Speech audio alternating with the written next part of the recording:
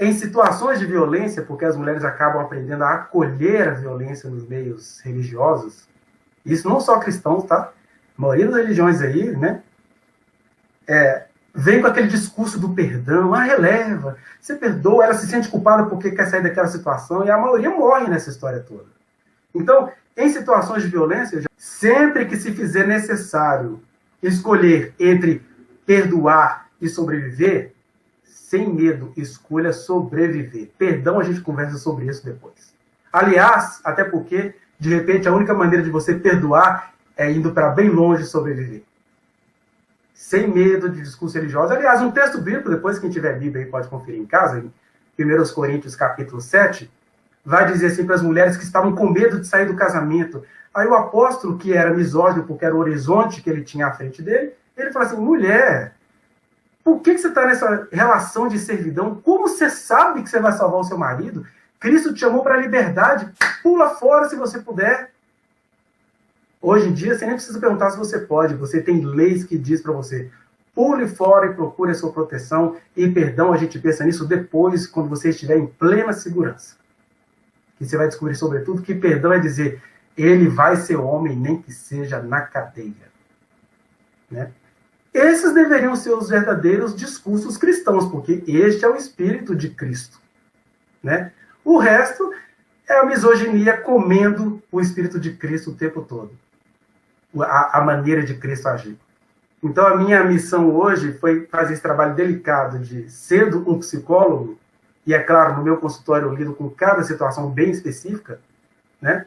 Cada temor bem específico, cada teimosia pessoal bem específico, mas aqui, dizendo para um público amplo, eu proponho essas 5 praxis para a gente ir tirando de nós essas misoginias, essas constâncias de manter a mulher calada quando ela precisa falar, porque graças a todos vocês, a Terra ainda está viva.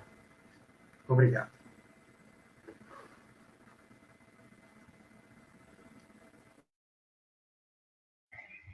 Eu tô aqui ainda extasiada, porque uma das coisas que mais me incomodam hoje em dia é esse discurso pseudo-religioso, que vamos colocar um pseudo na frente, porque as pessoas que não conseguem entender ainda os textos evangélicos não conseguiram, de fato, fazer uma leitura real dele, então são pseudo-evangélicos.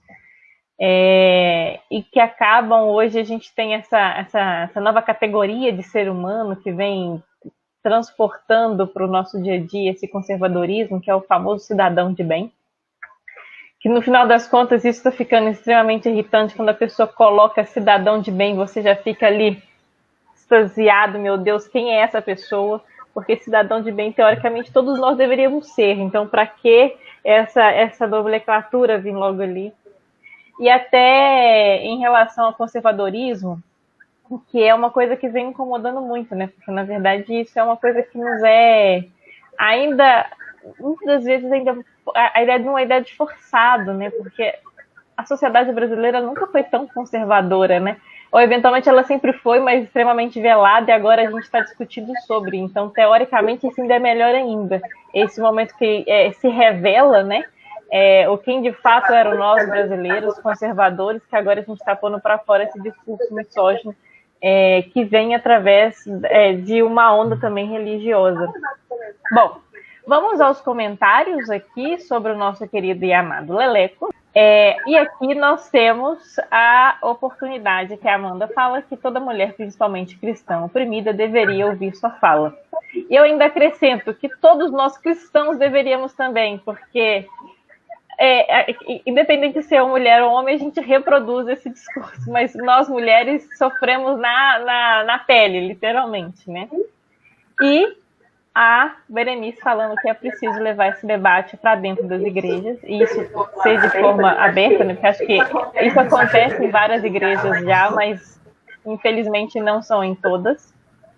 E a Lara, confesso que eu não sou religiosa, mas a sua fala me fez refletir muito sobre o assunto. E eu confesso que eu, na verdade, eu sou espírita kardecista e me identifico muito com esse discurso, porque, na verdade, tem sempre o povo falando que nós espíritas não somos cristãos, mas nós somos. E a gente tem essa diferenciação, né? A gente também tem que conseguir fazer essa leitura, vamos assim dizer, real e progressista do texto evangélico, que não é feito nos últimos tempos, né? E a Aparecida, porque para além do conservadorismo, estamos vivendo um reacionismo fundado em um discurso de ódio, real, oficial, todos os dias, né?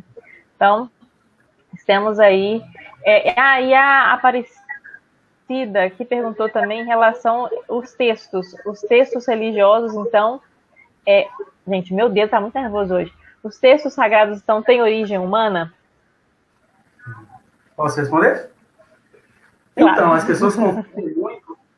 pessoas confundem muito inspiração com perfeição da racionalidade humana ou inspiração com psicografia. E, na verdade, os escritores... você tem a pessoa que produziu o material original, por exemplo, Moisés produziu o Pentateuco, de Gênesis a Deuteronômio. Mas qualquer pessoa que lê a Bíblia mais de 10 vezes vai perceber que os livros foram editados, eles foram compilados por uma tradição judaica, que eram, na verdade, os sacerdotes escribas. Né? O fato de eles terem origem humana não tira deles o significado eterno que entre eles é esse que eu falei. Agora, a gente vai ver na leitura das Escrituras que o próprio escritor se traía. Né? Ele se traía contra a mensagem que ele estava tentando pregar. Como acontece com todos os textos aí, o pessoal que estuda análise de discurso vai saber isso perfeitamente. Então, é provável, por exemplo, que o escritor bíblico fosse misógino porque era o horizonte que ele tinha. Ele não conseguia enxergar para além da misoginia. Ele achava que o homem era superior à mulher. Mas isso não o isenta de ser traído no próprio ato de escrever. Né?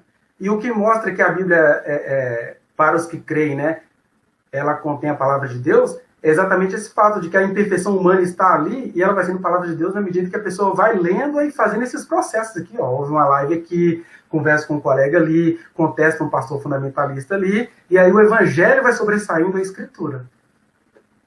Mas eu concordo, os textos têm origem humana, porque Deus não fez humano. Qual é o problema da humanidade produzir a Bíblia, ou o Alcorão, ou seja lá o que for? Deus é espírito, ele vai se revelar para além dos textos que ficaram escritos. Os textos nos ajudam muito, igual aqui, ó, agilizou o meu debate, né? Mas não para aí. A gente não pode tratar os textos como talismã, né? Que se eles tivessem poder em si mesmos. Isso é engano. Sirlene quer falar mais um pouquinho? Vai lá, Sirlene. Eu estou muito encantada, muito impactada com a fala do Leleco. Leleco, eu te deixei por último porque eu acho que foi muito bom. Eu já sou apaixonada com Jesus e você fez eu admirá-lo muito mais a partir das suas palavras de hoje. Obrigada demais por você ter topado entrar nessa, todos vocês, né, entrarem nessa comigo. E eu queria dizer para todo mundo que a gente vai continuar, se vocês quiserem mandar para a gente, para as redes de cada um aí, o que vocês queriam que a gente falasse. Nós queremos falar aqui sobre racismo, sobre a falta de direito, a cidadania empacada nesse país, enfim, temas que eu acho que a gente precisa continuar discutindo. Muito, muito, muito obrigada. Vá no link que está aqui na descrição e acesse a reflexão na íntegra. Não se esqueça de dar o like nesse trechinho de vídeo, compartilhá-lo e se inscrever neste canal, apertar o sininho para você receber as notificações. Muito obrigado.